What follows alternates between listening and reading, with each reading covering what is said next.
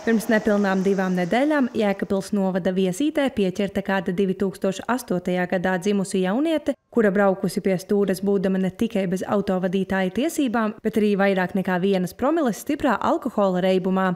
Viesītieši zina, par kuru meiteni ir runa. Viņas draudzene negribīgi stāsta gan par negadījumu, gan par pašu meiteni. Jā, šāda draudzene, un es negribu neko lieku pateikt. Un kā nerunāt to pašu labāko. Tas nav pieņemami, kad nepilngadīgi un jau krimināla lietā var teikt. Tas jau nebija kā speciāli, tas kā tā nejošām notika. Maija nevar īsti atbildēt, kā var netīšām sēsties pie stūres bez tiesībām un reibumā, taču uz jautājumu, kas jādara, lai šādi notikumi neatkārtotos, viņa atbild ar ironiju. Noteikti nedzert vairāk. Alkohola aiziet līdz 50 gadiem, ka var pirkt no 50+. Meitene mācās Viesītes vidusskolā.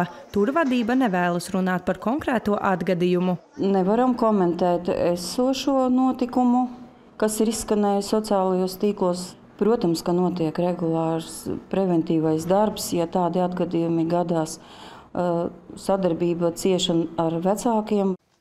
Sociālais dienests Vidusdaugavas televīzijai atzīst, ka līdz šim brīdim nav saņemtas ziņas par nepilngadīgās rīcību Viesītē, tāpēc nekāds darbs ar meiteni vai viņas ģimeni nav sākts. Turklāt šāda sadarbība ir brīvprātīga. Ja vecāki atsakās sadarboties ar sociālo dienestu, mēs informējam bāriņtiesu, jo tās tomēr ir bērnu intereses, kuras tiek pārkāptas.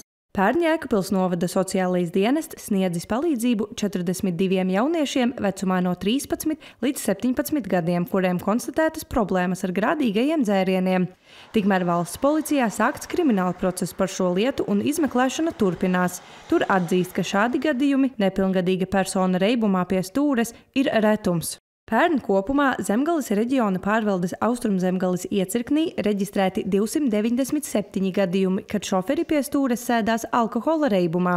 Viens no tiem, kuram iestājas krimināla atbildība, bija nepilngadīgais, 17 gadu vecs, kurš bija sēdies pie transporta līdzekļu stūres 1,6 promilju alkohola ietekmē. Ja mums pa visu 24. gadu ir bijis viens, šogad jau pirmajās 3 nedēļās jau ir viens nepilngadīgais. Par šādiem pārkāpumiem var piemērot kriminālu atbildību, taču, ja jaunietis nav sasniedzis 14 gadu vecumu, tad kā soda veids tiek izvēlēts audzinoša rakstura piespiedu līdzeklis. Pie atbildības var saukt arī jaunieša vecākus, piemērojot naudas sodu līdz 210 eiro.